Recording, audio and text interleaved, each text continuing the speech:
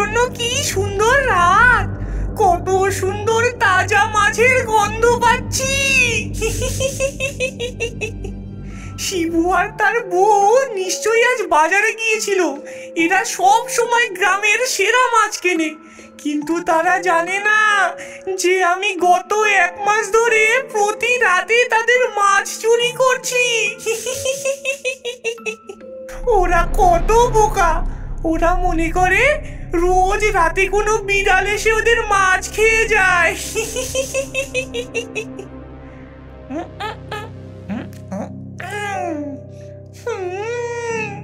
এটা কত সুস্বাদু। আমি ভাজা মাছ খেতে খুব ভালোবাসি, এবং শিবুর বউ এর মধ্যে মশলা দিয়ে এটাকে আরো সুস্বাদু করেছে। ওদের থালা থেকে একটা মাছ ভাজা খেলে ওরা নিশ্চয়ই কিছু মনে করবে না, কিংবা দুটো, কিংবা 3টে।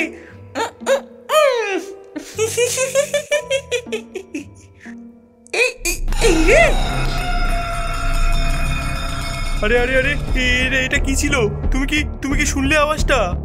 হ্যাঁ, মনে হলো রান্নাঘর থেকে এলো। হয়তো আবার সেই বিড়াল। এটা বহুদিন থেকে আমাদের মাছ চুরি করে আসছে। আজকে আমি এটাকে ধরবো এবং শিক্ষা দেব। সাবধান শিবু, এটা একটি বড় বিড়াল হতে পারে, নাকি বন্য প্রাণী, নাকি চোর। চিন্তা করো না, আমার কাছে এই লাঠি আছে। আগে গিয়ে দেখি রান্নাঘরে কে। শিবু বিছানা থেকে উঠে একটা লাঠি নিয়ে রান্নাঘরের দিকে এগিয়ে যায়। তার স্ত্রী ঝাড়ু হাতে তাকে অনুসরণ করে। শিবু আর তার বউ রান্নাঘরে ঢোকে। তারা রান্নাঘরে ঢুকে দেখে এক পেতনি মাছ খাচ্ছে। শিবুর বউ ভয়ে আর্তনাদ করে ওঠে। ও বাবা গো, ও বাবা গে, কি গো, ওরে বাবা রে! সর্বনাশ, এই যে এক পেতনি। এই পেতনি তাহলে আমাদের এতদিন মাছ খেয়েছে। হ্যাঁ, এটা আমিই ছিলাম যে এতদিন তোদের মাছ খেয়েছি। এগুলো কত সুস্বাদু। আমাকে খাওয়ানোর জন্য অসংখ্য ধন্যবাদ। হ্যাঁ, তোর এত বড় সাহস, দুষ্ট প্রাণী! তুই আমাদের খাবার চুরি করে খাস, চোর! ওগো, আমার খুন্তিটা একটু গরম করে দাও তো। এই চোর যেই জিভ দিয়ে আমার মাছ ভাজা খেয়েছে, সেই জিভে আজকেই আমি ছ্যাঁকা লাগিয়ে দেবো। কি বললি তুই? তোর এত বড় সাহস? আমি চোর? দাঁড়া, এবার তোদের দেখাচ্ছি মজা। আমাকে ছ্যাঁকা দিবি? এবার দেখ রোজ তোদেরকে আমি কিভাবে জ্বালাই। আমি রোজ তোদের মাছ চুরি করে খেয়ে নেবো, তোরা কিচ্ছু করতে পারবি না।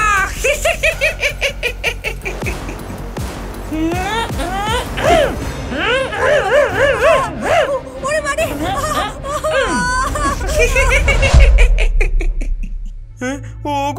ওগো, এই যে আমরা ভূতের পাল্লায় পড়লাম গো। শেষে পেতনি আমাদের মাছ চুরি করলো। আমি বিশ্বাস করতে পারছি না। আমি কি স্বপ্ন দেখছি? একটু আগে কি সত্যি ভূতে আমার চড় মারলো? আমিও জানি না, তবে আমাদের তাকে থামাতে হবে। এই পেতনি খুবই ভয়ঙ্কর। সে আমাদের বা আমাদের বাচ্চাকে ক্ষতি করতে পারে, আর এর জন্য ওই পেতনিকে আমাদের ধরতেই হবে। কিন্তু কিভাবে? ওরা যে উড়ে গিয়ে অদৃশ্য হতে পারে, আমরা কিভাবে তাকে ধরবো? ভোর হতে দাও, আমার মাথায় একটা উপায় আছে।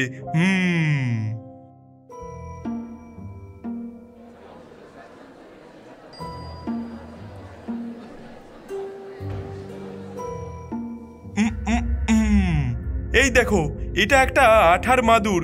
এতে ওই পেতনির পা পড়লে সে আর ছাড়াতে পারবে না।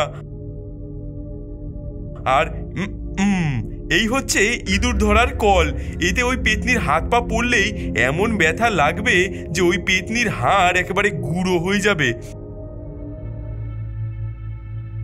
আর এই জানলার মধ্যে ঘন্টি ঝুলিয়ে দিলাম।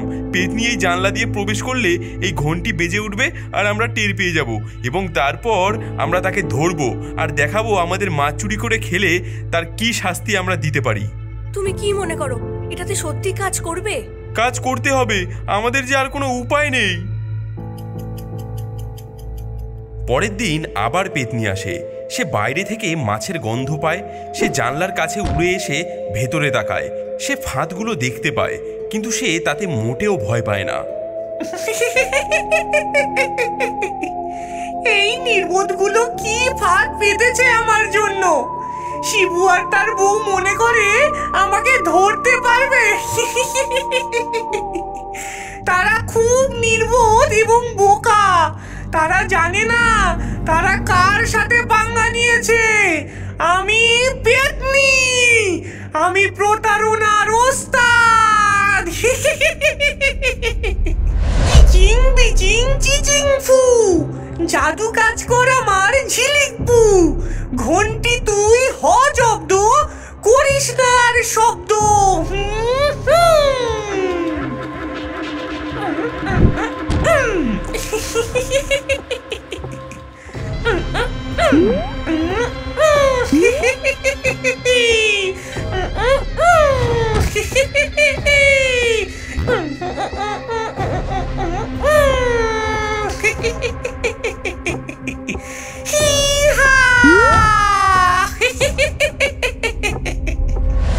তার জাদু বলে ঘন্টিটিকে ফ্রিজ করে দেয় এবং ইঁদুর ধরার কলগুলির উপর দিয়ে লাফিয়ে লাফিয়ে যেতে থাকে এবং সেই আঠার মাদুরের উপর দিয়ে স্লাইড কাটতে থাকে এবং আনন্দে নাচ করতে থাকে। সে খাবারের সামনে গিয়ে পৌঁছায় এবং প্লেট সরিয়ে একটি বড় মাছ দেখে সে খুব আনন্দিত হয়। ও কি ট্রিট! কত বড় মাছ! এটা আমার দেখা সেরা মাছ। এটা খুব সুস্বাদু হবে। আমি এটা খাওয়ার জন্য অপেক্ষা করতে পারছি না।